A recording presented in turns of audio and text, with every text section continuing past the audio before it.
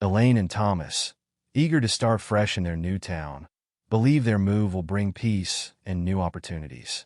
But Elaine soon finds herself facing a brutal reality. Under the watch of officers Mitch and Tanner, men whose cruelty is as notorious as their unchecked power, a simple grocery trip spirals into a nightmare. Each hour that passes under the blistering sun pushes Elaine's endurance to the limit. Yet, unknown to these officers, Thomas is a man whose response to injustice will send shockwaves through the community. But before that, let us know in the comments where you're watching from today, and don't forget to subscribe for more stories that reveal hidden truths and inspire hope. Maple Grove wasn't the kind of town that made headlines. From the outside, it looked like any other suburban dream. Pristine streets lined with mature oak trees, well-maintained colonial homes with wraparound porches, and carefully manicured public parks. But beneath this picture-perfect exterior lay a different reality, one that revealed itself in subtle ways. The way Black residents hurried through their errands, the nervous glances cast toward police cruisers, the unnatural quiet that fell over certain neighborhoods when patrol cars rolled through. Another complaint about officers Mitchell and Tanner. Sarah Jenkins, the town clerk, muttered as she filed yet another report in a drawer already stuffed with similar documents. Not that anything will come of it. She glanced at the framed photos on her desk, snapshots of town events where the segregation was obvious, even if unspoken. The Black families always clustered together at one end of the summer festival, the white families at the other. It hadn't always been this way, but the last decade had seen a steady erosion of trust, particularly since Mitch and Tanner had joined the force. Into this carefully maintained powder keg came Elaine and Thomas Wilson, their U-Haul truck pulling up to the cream-colored Victorian on Cedar Street on a warm Saturday morning. Elaine stepped out first, her dark curls caught in the morning breeze, her smile bright enough to light up the whole street. "Thomas, look at those bay windows," she called out to her husband, who was carefully maneuvering the truck into their new driveway. "Can't you just see me grading papers there while you're working on your computer?" Thomas killed the engine and jumped down from the driver's seat, his athletic frame moving with the measured grace of someone used to carrying authority. At 35, he carried himself with quiet confidence, though he was careful to keep his law enforcement background under wraps for now. The town council had asked him to keep his upcoming position as police chief confidential until the official announcement next month. "I can see a lot of things in this house, baby," he said, wrapping an arm around her waist. "All of them good." They stood there for a moment, taking in their new home. The realtor had mentioned it was built in 1890, and Elaine had already researched its history. It had been part of the Underground Railroad, a fact that felt significant to her. "From sanctuary to sanctuary," she'd said when they'd first viewed it. "Need any help with that?" A voice called out. Their new neighbor, an elderly white woman named Martha, was making her way across her lawn, carrying a covered dish. "I brought my famous chicken casserole, welcome wagon tradition, and all that."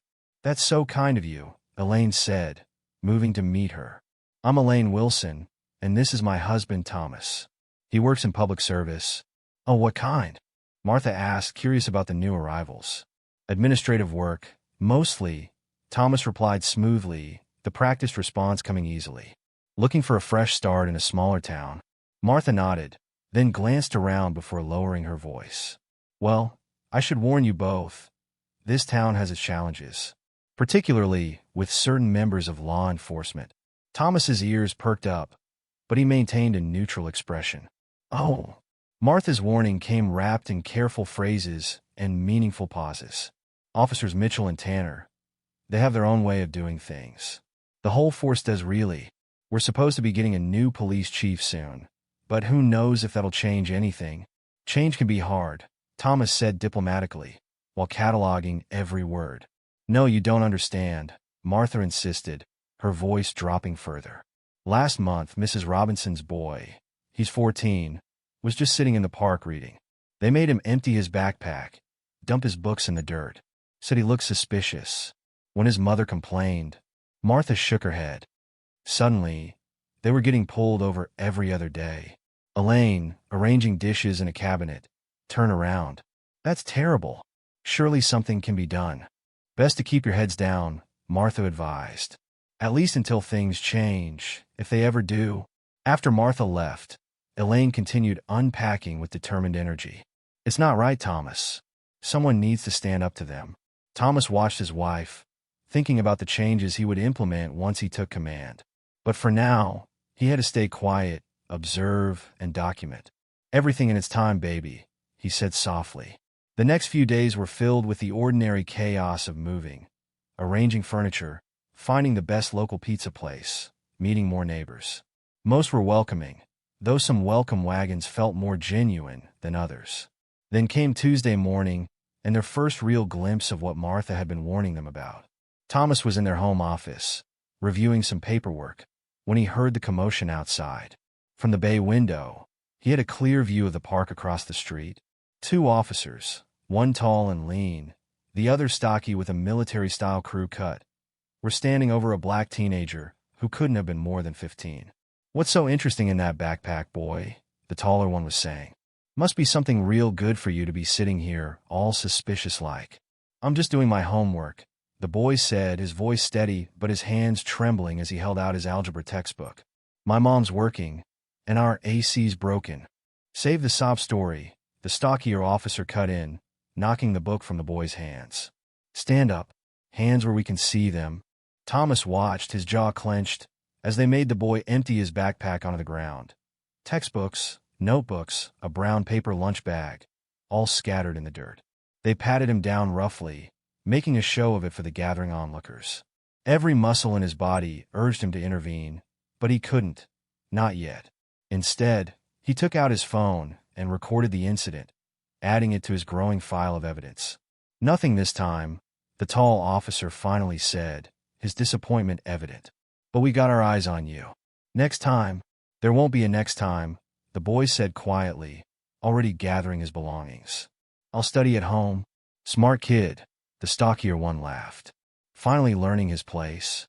Later that same day, Elaine was returning from enrolling in her new teaching position at Maple Grove Elementary when she witnessed another incident.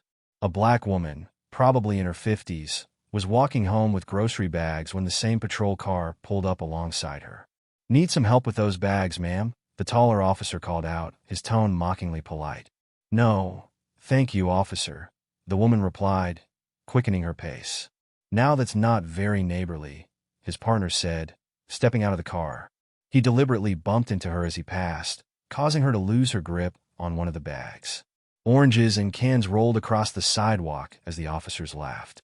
"Oops," the tall one said. "Better be more careful next time." They drove off, leaving the woman to gather her scattered groceries. Elaine rushed to help her, but the woman waved her away. "Don't," she whispered. "They might see. Just go home."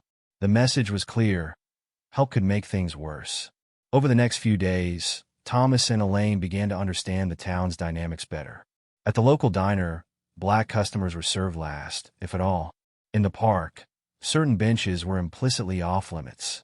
And always, there was the presence of that particular patrol car, making its rounds like feudal lords surveying their domain. But while Thomas quietly documented every incident he witnessed, Elaine refused to let the darkness dim her light.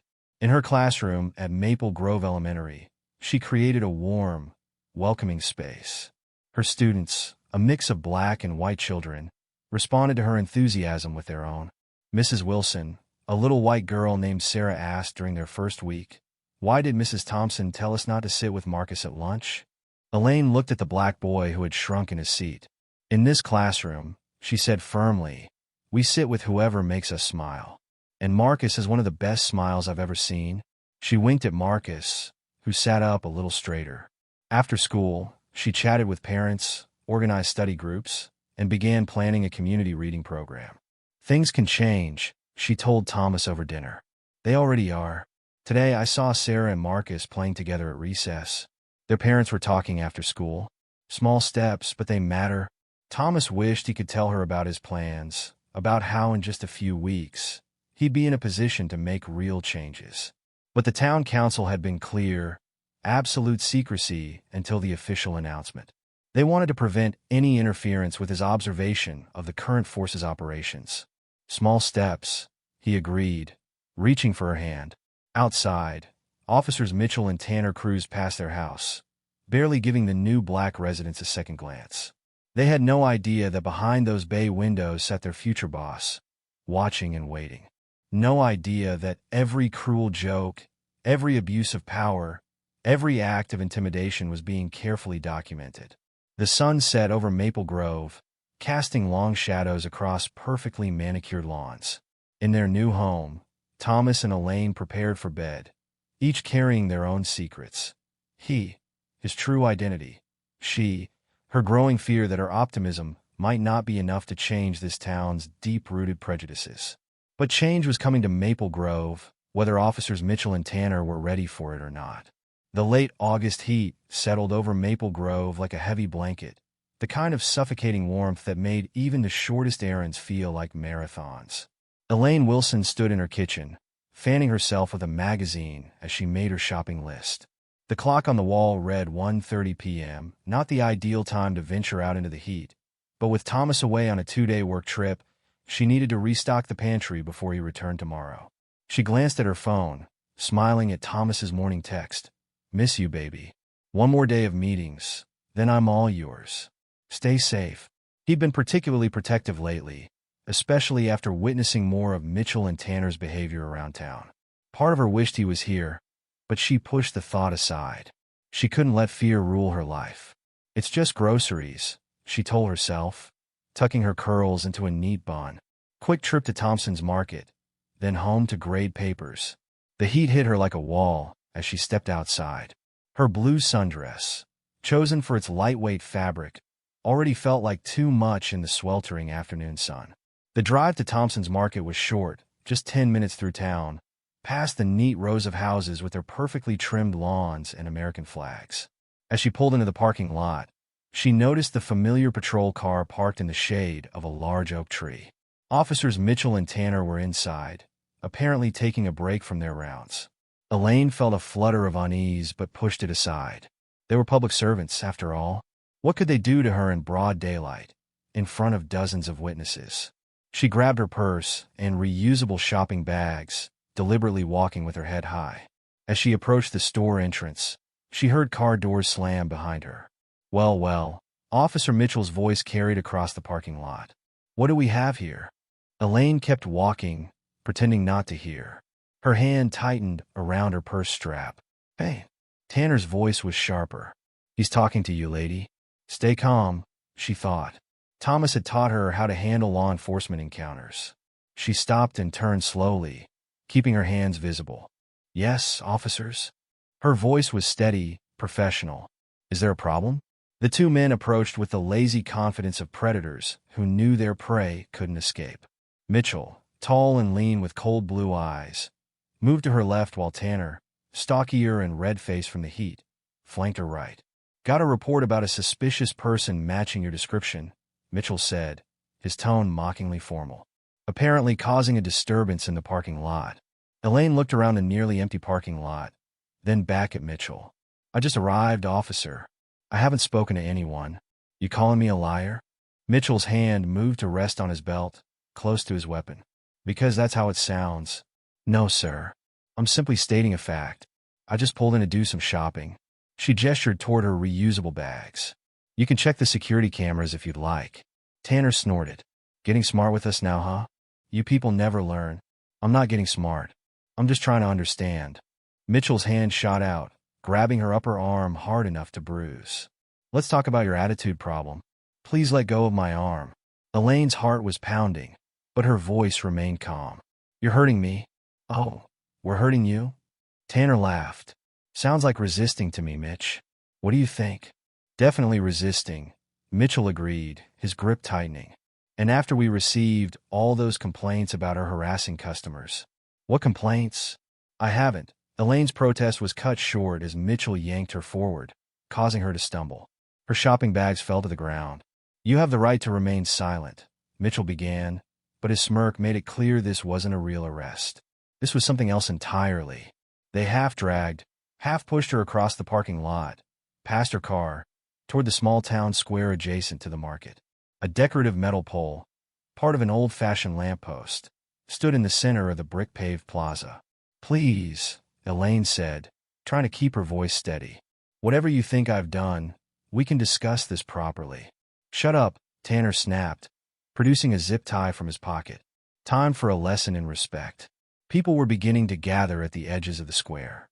Elaine saw Mrs. Thompson, the store owner's wife, watching from the market entrance.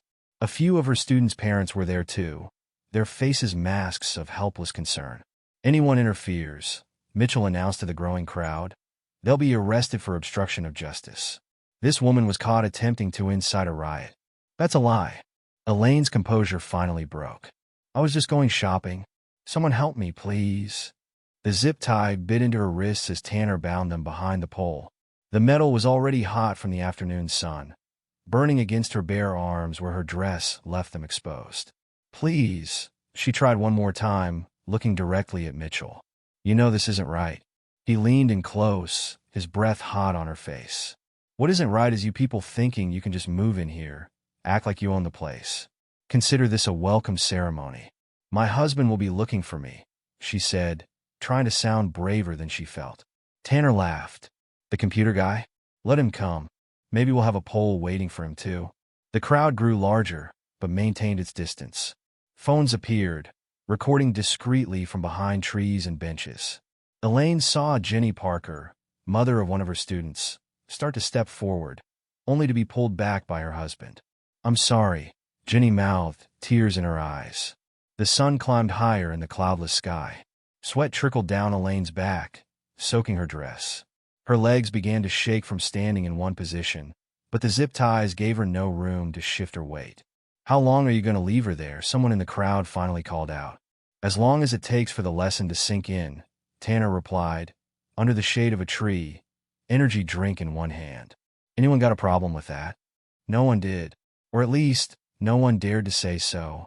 The heat became a living thing, pressing against Elaine from all sides. Her mouth was desert dry, her lips cracking. How long had it been? An hour? 2. The sun seemed frozen at its zenith, beating down mercilessly. She tried to focus on her breathing, on staying conscious. Thomas would still be in meetings, unaware of what was happening back home. She prayed no one would call him yet. He'd drop everything, rush back, maybe do something rash.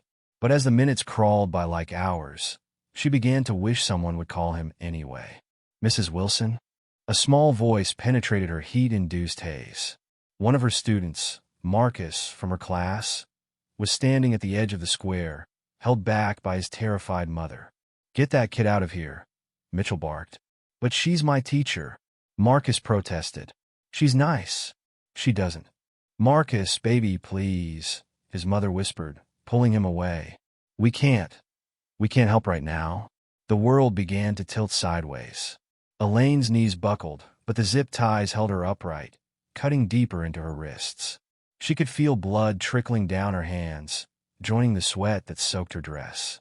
Through her blurring vision, she saw more phones recording, more faces in the crowd, some angry, some ashamed, all helpless. Or choosing to be helpless. Was this how change happened? One person at a time, learning to look away? Not like this, she mumbled, her tongue thick in her dry mouth. We're better than this. Still talking, Mitchell approached, twirling his baton. Maybe we haven't made our point clear enough. But even he stopped short when Elaine's eyes rolled back in her head. Her body went limp, held up only by the bonds that tied her to the pole. Mitch, Tanner said, a note of uncertainty finally creeping into his voice. Maybe we should. She's faking, Mitchell snapped, but he didn't sound convinced. Has to be. A murmur ran through the crowd. Phones were lowered, then raised again. Someone was crying, probably Jenny Parker. Someone else was making a call, speaking urgently into their phone. The videos were already spreading across social media. Local Facebook groups lit up with footage of the incident. Twitter threads grew longer by the minute, each share accompanied by increasingly angry comments. A hashtag started trending. Hashtag Justice for Elaine. The sun continued its relentless assault, unaware and uncaring of the drama unfolding beneath its scorching rays. In its harsh light, the true face of Maple Grove was exposed. Every shadow of prejudice, every dark corner of complicity illuminated for all to see. Officers Mitchell and Tanner stood guard over their handiwork, unaware that their actions today would soon lead to their downfall. They had no idea that the woman they tied to a pole was the wife of their future boss. No idea that every second of their cruelty was being documented, spreading across the internet, racing toward the one person who could finally bring them to justice. The question wasn't whether change would come to Maple Grove anymore. The question was, how many would suffer before it did?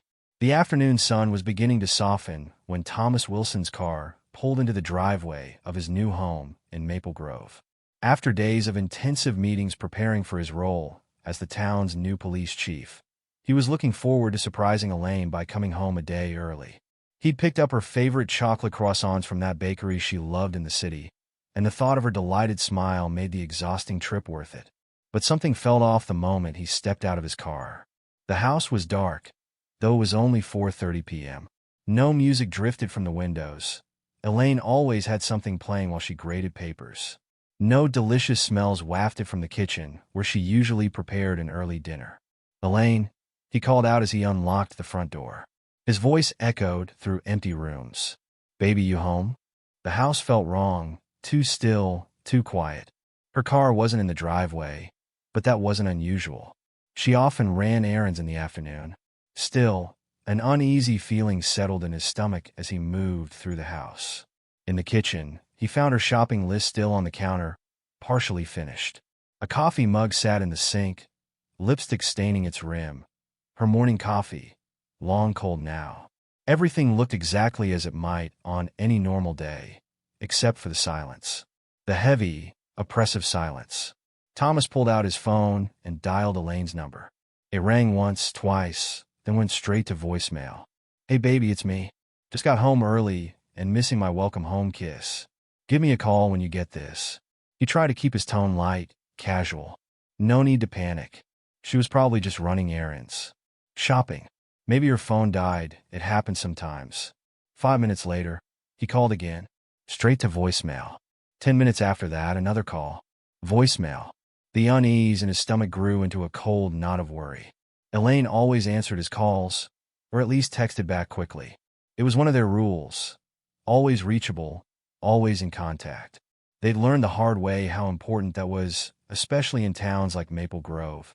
Thomas paced the kitchen, his cop instincts warring with his desire not to overreact. He picked up her shopping list, studying her neat handwriting. Milk, bread, pot roast ingredients. She'd been planning to cook his favorite meal. Another call. Voicemail. Okay, think, he muttered to himself. Think like a cop, not a worried husband. He pulled up his contacts and called Jenny Parker, one of the few neighbors Elaine had connected with, whose kid was in her class. "Hello." Jenny's voice sounded strange, strained, almost fearful. "Mrs. Parker? This is Thomas Wilson, Elaine's husband. Have you seen her today?" A long pause. Too long. "Mr. Wilson? I'm so sorry." The cold knot in his stomach turned to ice. "Sorry for what? What's happening? I can't. I don't." Jenny's voice broke. "Check your social media." "Oh God, I'm so sorry. We wanted to help, but they wouldn't let anyone. They said they'd arrest anyone who—" Thomas was already pulling up Facebook on his phone, hands shaking slightly as he navigated to the local community group. The first post hit him like a physical blow. Happening now. Police officers abuse power. Woman tied to pole in town square. The thumbnail showed a familiar blue sundress. "Jesus, no," Thomas whispered, clicking the video. For a moment, the screen was blurry, filmed from behind a tree. Then it focused, and his world stopped turning. Elaine, was tied to a lamppost in the town square. Her head hung forward, dark curls escaping from her usually neat bun. Even through the shaky footage, he could see the sweat soaking her dress, the angry red marks on her arms where the metal pole had burned her skin in the afternoon sun. The video's audio was distant, but clear enough. Anyone interferes, they'll be arrested for obstruction of justice. This woman was caught attempting to incite a riot. Thomas recognized the voice. Officer Mitchell. The same officer he'd watched harass that teenage boy in the park. The same officer who would soon learn exactly who he'd messed with. Another video, posted 30 minutes ago. Elaine slumping against her restraints, clearly unconscious. Officer Tanner laughing, telling the crowd she was faking it. The rage that rose in Thomas wasn't the hot, blinding kind. It was cold, methodical, the kind of fury that came with absolute clarity of purpose. His hands stopped shaking. His breathing steadied. He went to their bedroom and opened his closet, reaching for the lockbox in the back. Inside lay his badge and gun. Not the local department issue he'd receive next week, but his own from his previous position. He hadn't planned to reveal his law enforcement background until the official announcement, but plans changed. The drive to the town square took exactly 7 minutes. Thomas counted every second, his mind racing through scenarios, procedures, consequences. Part of him wanted to call the state police, the FBI, anyone who could bring the full force of the law down on Mitchell and Tanner. But that would take time Elaine didn't have. He could see the crowd before he reached the square. At least 100 people now, their phones raised like silent witnesses to the town's shame. The setting sun painted everything in shades of orange and red, casting long shadows across the brick-paved plaza. Thomas parked haphazardly, leaving his car half on the curb. As he stepped out, he heard the murmurs ripple through the crowd. They parted before him like water, perhaps sensing the contained violence in his measured stride. Elaine was still there, still tied to the pole. Her head had lolled to one side, her skin ashen despite the heat. Mitchell and Tanner stood nearby, their earlier bravado somewhat diminished by the growing crowd and their victim's unconscious state. "What do we do, Mitch?" Tanner was saying, his voice carrying across the suddenly quiet square. "She's not looking too good." "Shut up," Mitchell hissed. "We can't back down now. We'd lose all credibility. Step away from my wife." Thomas's voice cut through the evening air like a blade.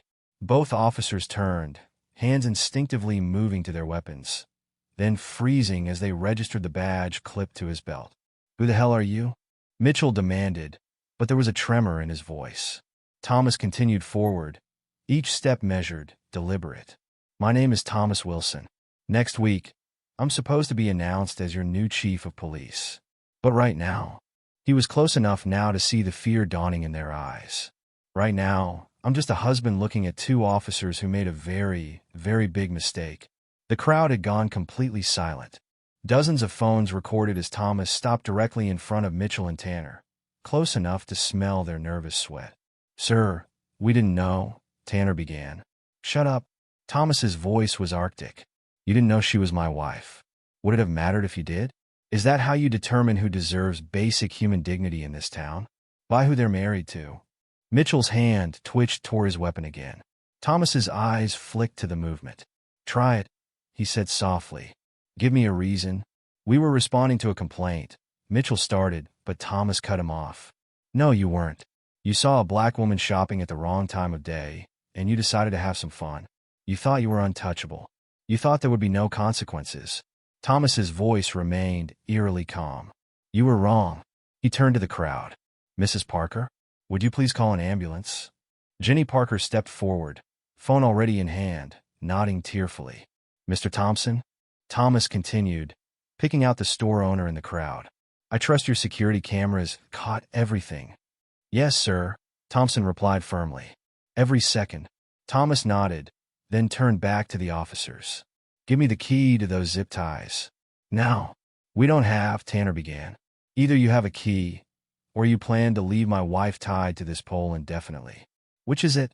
Mitchell reached into his pocket with trembling fingers and produced a small key. "Both of you step back. Farther. Keep going until I tell you to stop." They retreated, looking less like officers of the law with each backward step and more like what they truly were, bullies suddenly confronted with real authority. Thomas moved to Elaine, his hands gentle as he supported her weight while unlocking the zip ties. She stirred slightly at his touch, mumbling something incoherent. "I'm here, baby," he whispered. "I've got you. You're safe now." As the zip ties fell away, he gathered her into his arms, cradling her like something precious. In the distance, sirens wailed, the ambulance responding to Jenny's call. "Officer Mitchell." "Officer Tanner." Thomas's voice carried across the square. "Remove your badges and weapons. Place them on the ground. Then kneel with your hands behind your heads." "You can't," Mitchell protested. "I can and I am. This is no longer an arrest." This is me preventing you from fleeing before state investigators arrive to document your crimes. And make no mistake, everything you've done today is a crime. The badge doesn't make it legal. The badge doesn't make it right. The crowd watched in stunned silence as the two officers, who had terrorized their town for so long, slowly complied. In the dying light of day, their shadows stretched long and thin across the bricks, like the last remnants of a darkness finally being banished. Thomas held Elaine closer as she began to stir more forcefully. The ambulance was pulling into the square now, its lights painting the scene in alternating red and white. "Thomas?" Elaine's voice was barely a whisper. "You're home early. Couldn't stay away," he murmured into her hair. "Rest now. Everything's going to be different from here on out." She managed a weak smile. "You blew your cover. Some things are more important than plans." As paramedics rushed forward with a stretcher, Thomas looked over his wife's head at Mitchell and Tanner, still kneeling on the ground. They looked small now, stripped of their power, their true nature exposed for all to see. The sun sank lower, its last rays catching the badge on Thomas's belt, not just a symbol of authority now, but a promise of change. In the growing darkness, phones continued to record, documenting not just the end of this incident, but the beginning of something new in Maple Grove. The time for hiding was over. The time for justice had begun. The paramedics swarmed around them as Thomas cradled Elaine in his arms. Her skin burned against his touch, hot enough to make him wince. Angry red blisters had formed where the metal pole had pressed against her arms, and her wrists were raw and bleeding from the zip ties. "Sir, let us take her," one paramedic urged, wheeling over a stretcher. "She needs immediate medical attention." The crowd that had stood silent for hours now pressed forward, offering water bottles and words of support, their earlier cowardice transformed into concern. "We're so sorry, Mrs. Wilson. We should have done something." "Thank God you came, Mr. Wilson." Thomas carefully laid Elaine on the stretcher, his hand never leaving hers. "I'm riding with her," he stated, not a question, but a fact. The wail of approaching sirens cut through the evening air, police cruisers responding to the calls he'd made while racing to the scene. Captain Sarah Martinez, an old colleague from his previous department, was the first to arrive. She took in the scene with practiced efficiency. The crowd, the pole with its broken zip ties, Mitchell and Tanner still kneeling with their weapons on the ground. "Thomas," she nodded grimly. "State police are 10 minutes out. We'll handle these two. Make sure they're processed separately," Thomas replied, his voice steel wrapped in silk. No chance to coordinate their stories. Martinez nodded, understanding perfectly. As her officers moved to handcuff Mitchell and Tanner, the two disgraced cops finally found their voices again. "You can't do this," Mitchell shouted, struggling as the cuffs clicked into place. "We were maintaining order. This is how it's always been done here." "That's exactly the problem," Thomas replied, climbing into the ambulance beside Elaine's stretcher. The paramedics worked around him, attaching monitors and starting in 4. "Severe dehydration," one reported, checking her vital signs. "Possible heat stroke. First-degree burns on her arms." "Stay with me, baby," Thomas murmured, squeezing Elaine's hand gently as the ambulance began to move. Behind them, through the small window, he could see Martinez's officers leading Mitchell and Tanner to separate patrol cars, their protests drowned out by the crowd's demands for justice. The ride to Maple Grove General felt both instantaneous and eternal. Thomas watched as the paramedics worked, his anger simmering beneath his protective concern. Every time Elaine stirred or whimpered, his resolve hardened. This wasn't just about her anymore. It was about every person who'd suffered under Mitchell and Tanner's reign of terror. The emergency room staff was waiting when they arrived.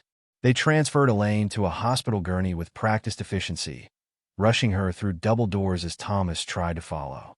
"Sir," a nurse stopped him with a gentle but firm hand. "Let them work. You have some people here who need to speak with you." 2 state police investigators and a representative from the district attorney's office were waiting in the lobby. Thomas glanced at the doors where Elaine had disappeared, then nodded. "Let's make this quick," he said, leading them to a quiet corner.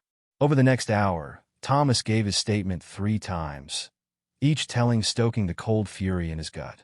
He described finding the house empty, seeing the videos, arriving at the scene. He provided names of witnesses, mentioned Thompson's security cameras, detailed Mitchell and Tanner's history of abuse. This wasn't an isolated incident, he explained to DA Catherine Chun. This was the culmination of years of unchecked power and systemic racism. And it ends now. Chun nodded, her pen flying across her notepad. The town council's cooperation will be crucial. They've turned a blind eye for years. They won't have that option anymore. As if to prove his point, his phone buzzed with a news alert. Local station WMPG was already running the story. Breaking. New police chief confronts officers after racial incident. Multiple witnesses share videos. But it wasn't just the news spreading. Social media was exploding with years of pent-up stories. Thomas's phone filled with notifications as post after post appeared in local Facebook groups and Twitter threads. That time, Officer Mitchell made my son empty his backpack every day for a month. Officer Tanner gave me a ticket for suspicious walking when I was just getting my mail. They followed my daughter home from school, said she looked like she was up to no good. The dam had broken. Every person who had suffered in silence, every incident that had been swept under the rug, it was all coming out now. A soft knock interrupted his thoughts. The nurse from earlier stood nearby. "Mr. Wilson, your wife is stable. They've moved her to a private room, and she's asking for you." Thomas was on his feet instantly, following her through the maze of hospital corridors. The sight of Elaine in the hospital bed, hooked up to IVs and monitors, made his breath catch.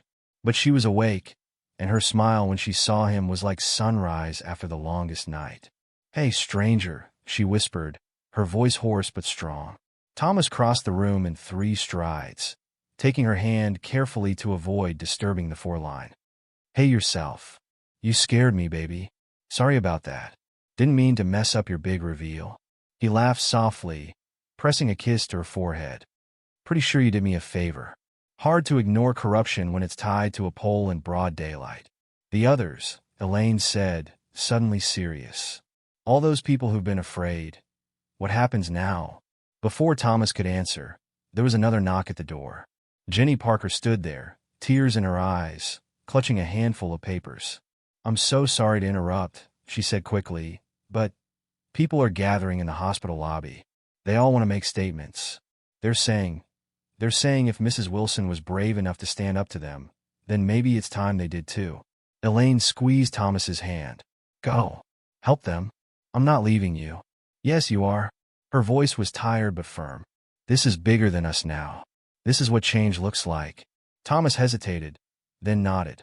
He kissed her softly before following Jenny to the lobby, where he found not dozens but hundreds of people waiting. Some held written statements detailing years of abuse.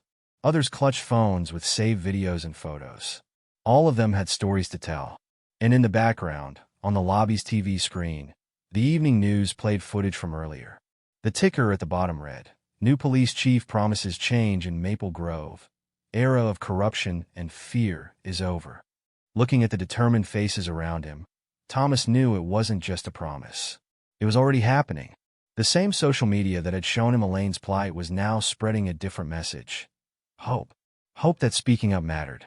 Hope that justice wasn't just a word. The long night ahead would be just the beginning. But for the first time in years, the people of Maple Grove weren't afraid to be heard. The steady beep of hospital monitors marked time as Thomas Wilson watched his wife sleep. 3 days had passed since the incident, and while Elaine's physical condition was improving, the angry red burns on her arms served as stark reminders of what she'd endured. The doctors had said she was lucky. Another hour in that sun might have caused permanent damage. "Lucky," Thomas muttered, his thumb gently stroking the back of her hand where it wasn't marred by 4 lines. Some kind of luck, to live in a town where being tied to a pole in broad daylight could be considered a fortunate outcome. Elaine stirred, her eyes fluttering open. "You're thinking too loud again," she murmured, managing a weak smile. "How can you tell? Your forehead gets all scrunchy." She reached up to smooth the wrinkles between his brows. "What's happening out there? I hear phones buzzing every time someone walks past my room." Thomas glanced at his own phone, which hadn't stopped vibrating since that first day. The investigation's gaining momentum. State police executed search warrants on the department this morning. They're going through everything: personnel files, complaint records, body cam footage. And It's worse than we thought. Mitchell and Tanner weren't acting alone. There's evidence of systematic discrimination going back years. False arrests, planted evidence, selective enforcement, all of it documented, all of it buried by the previous administration. Elaine's hand tightened around his. The other officers? 6 more suspended pending investigation. The state's sending interim officers to help maintain basic services while we rebuild the department from the ground up. Outside Elaine's hospital room, the corridor buzzed with activity. News crews had been camped out since the story broke, held at bay only by hospital security and Thomas's explicit orders.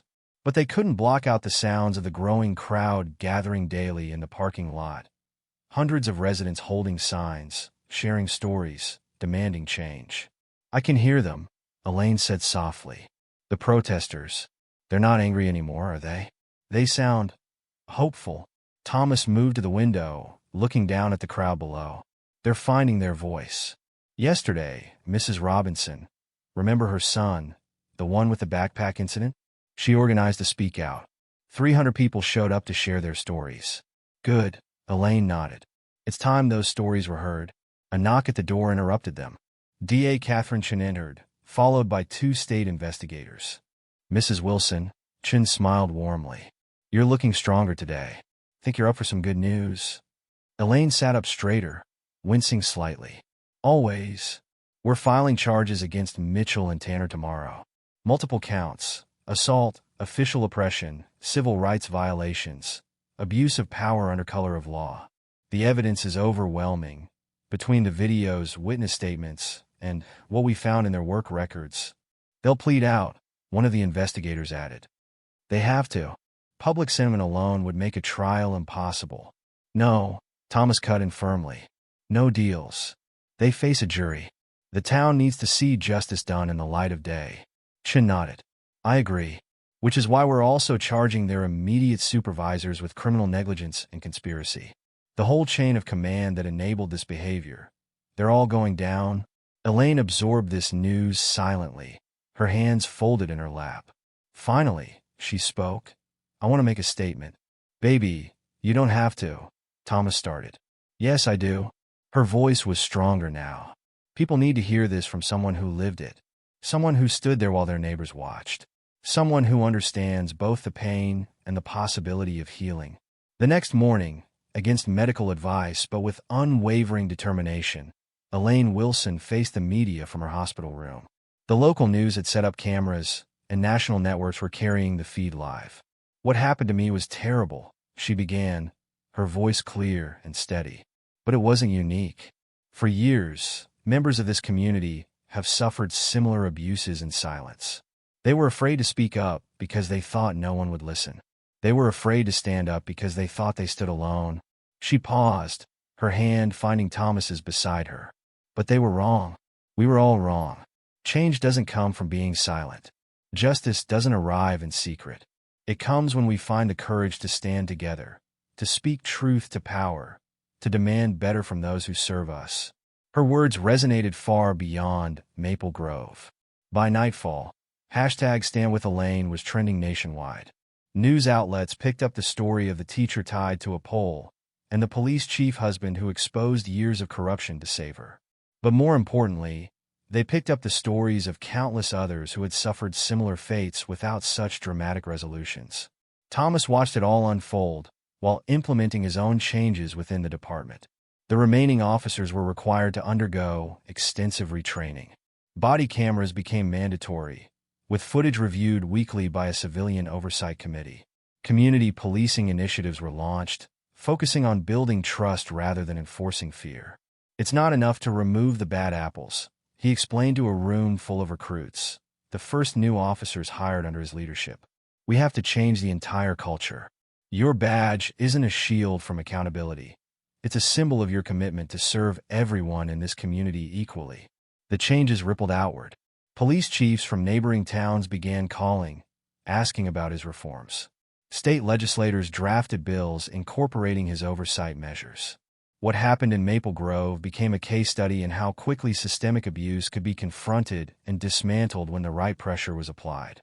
A month after the incident, as summer began to fade into autumn, the town gathered for a candlelight vigil. The same square where Elaine had been tied to a pole was now filled with hundreds of flickering lights. The pole itself had been transformed, covered in flowers, notes, and messages of hope. Elaine, fully recovered but bearing faint scars on her arms that would never completely fade, stood before the crowd. Thomas stood beside her, his hand at the small of her back, offering silent support. "Look around," she said, her voice carrying across the hushed gathering. "Look at who stands beside you. A month ago, we were strangers divided by fear. Today, we are neighbors united by purpose. A month ago, this square was a place of shame. Today, it is a place of healing." She touched the pole gently, her fingers tracing the cold metal that had once burned her skin. This pole meant to break us became the thing that made us stronger. The cruelty meant to silence us became the catalyst for change. And the fear that kept us apart, she smiled, looking out at the sea of faces illuminated by candlelight. That fear has been replaced by something much more powerful. Hope. Thomas stepped forward then, adding his voice to hers. "The changes we've made are just the beginning. Real justice isn't a single victory. It's a continuous commitment to doing better, being better, demanding better. It's acknowledging past wrongs while working toward future rights." The crowd murmured in agreement, candles raising higher. Among them stood Jenny Parker and her husband, who had found their courage too late that day, but had since become vocal advocates for change. Mrs. Robinson and her son, no longer afraid to sit in the park. Mr. Thompson, whose security camera footage had helped build the case against Mitchell and Tanner. Hundreds of others, each with their own story of fear, transformed into determination. As the vigil concluded, people began placing their candles around the pole, creating a circle of light that pushed back the darkness. The metal that had once been a symbol of oppression now stood as a monument to resilience, a reminder that change was possible, that justice could prevail, that a community could heal if it faced its wounds honestly and worked together to bind them. Elaine leaned against Thomas as they watched the last candles being placed. "Do you think it will last?" she whispered. "The change, the unity, the hope?" Thomas kissed her temple gently.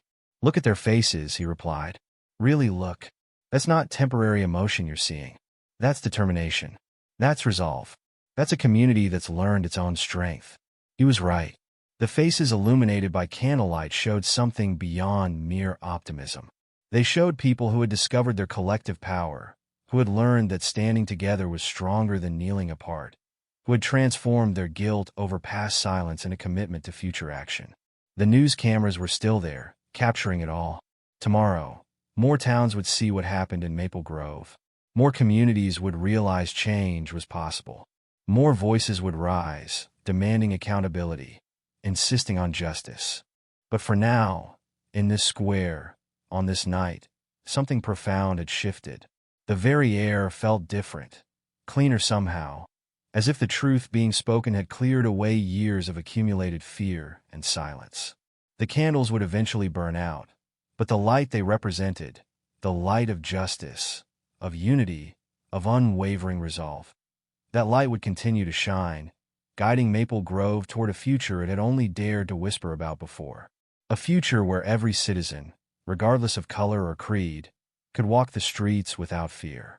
Where badges meant protection, not persecution. Where silence in the face of injustice was no longer an option.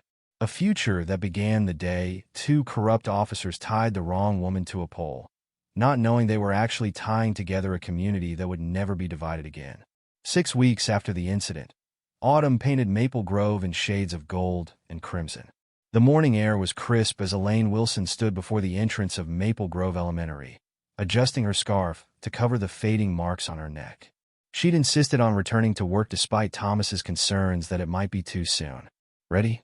Thomas asked, standing beside her car. Elaine took a deep breath, squaring her shoulders. "They're just kids. My kids, who've missed you like crazy, according to their parents." She smiled, touching the fresh scar on her wrist, a reminder that would never fully fade. "And I shouldn't keep them waiting." The hallways were unusually quiet as she walked toward her classroom. Then she opened the door, and joy erupted. "Mrs. Wilson, you're back. We missed you so much." Her students rushed forward, then stopped short, remembering the principal's warning about being gentle. But Elaine opened her arms wide. "It's okay," she laughed, and they swarmed her with hugs. Marcus, the boy who had tried to help her that day in the square, hung back until she beckoned him forward specifically. "Thank you for being brave," she whispered as he hugged her. The classroom had been decorated with welcome back cards and artwork. On her desk sat a vase of fresh flowers from her colleagues. But what touched her most was seeing Sarah and Marcus sitting together, their friendship stronger than ever. Proof that change was possible, even in the smallest ways. Across town, Thomas stood before a gathering of his officers, both the few who had remained after the purge and the new recruits who would help reshape the department. His badge gleamed in the morning light, streaming through the windows of the conference room. "Today, I renew my oath," he began, his voice carrying to every corner. "Not just to uphold the law, but to ensure that justice and protection are extended equally to every resident of this town. The badge we wear is not a shield from accountability. It's a symbol of our commitment to serve." He looked at each face in turn. "The changes we've implemented, body cameras, civilian oversight, community engagement programs, these aren't temporary measures. This is our new standard. And if anyone finds these standards too demanding, there's the door." No one moved. "Good. Because the real work begins now." That afternoon, the mayor held a press conference on the steps of City Hall. The same steps where he had once dismissed complaints about Mitchell and Tanner as unsubstantiated allegations. Now, with cameras rolling and the community watching, he faced his own moment of reckoning. "To every resident of Maple Grove who suffered while we looked away, I offer my deepest apology," he began, his usual political polish replaced by genuine remorse. What happened to Mrs. Wilson was not an isolated incident. It was the culmination of years of systemic failure. A failure of oversight, a failure of courage, and most importantly, a failure of basic human decency. He turned to where Thomas stood at attention. "Chief Wilson's reforms have my full support. The era of turning a blind eye is over. Maple Grove will become an example of how a community can transform its darkest moment into its finest hour." The transformation was already visible in the town square. Where the infamous pole had stood, artists now worked on a sprawling mural. The design, chosen by community vote, showed a lane tied to the pole, but the ropes transformed into butterflies taking flight, carrying messages of hope, courage, and change. The mural's unveiling drew hundreds. Elaine stood before the crowd, her hand intertwined with Thomas's, as the canvas fell away to reveal the powerful image.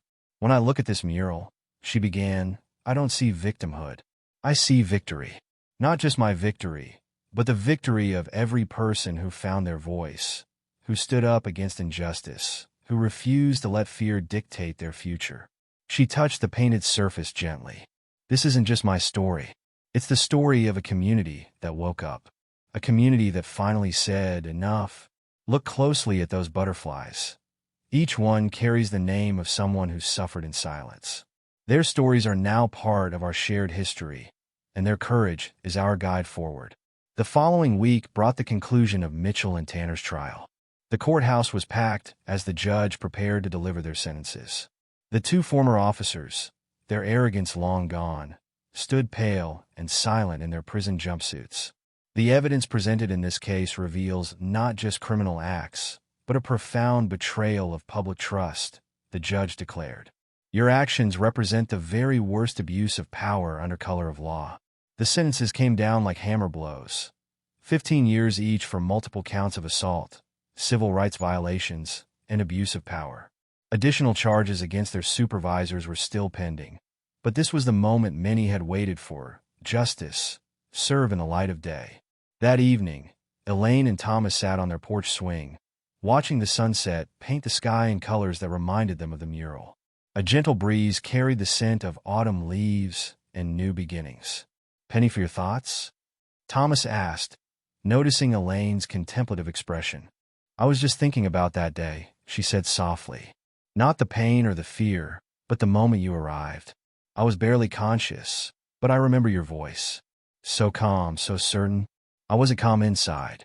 When I saw you tied to that pole." He shook his head, still unable to fully process the memory. "But you didn't let the anger control you. You turn it into change. She leaned against him, fitting perfectly under his arm. Do you think we made a difference? Really made a difference? As if in answer, a group of teenagers rode past on bikes. Black and white kids together, laughing, unafraid of who might see them or what someone might think. They waved to the Wilsons as they passed. I'd say we did, Thomas smiled. The next morning, life in Maple Grove continued its new normal. Police officers walked their beats, stopping to chat with residents rather than intimidate them. The park where Mitchell and Tanner had once terrorized a teenage boy now hosted community events and youth programs. The town square, anchored by its symbolic mural, became a gathering place for celebrations rather than confrontations. At Maple Grove Elementary, Elaine's classroom remained a model of integration and acceptance. Her students, too young to fully understand the significance of what had happened, nonetheless absorbed its most important lesson, that courage and kindness were choices they could make every day. In the police department, Thomas's reforms took root and flourished. His officers learned that true authority came not from fear, but from respect freely given. The Civilian Oversight Committee, once viewed with suspicion, became an essential partner in building trust between law enforcement and the community.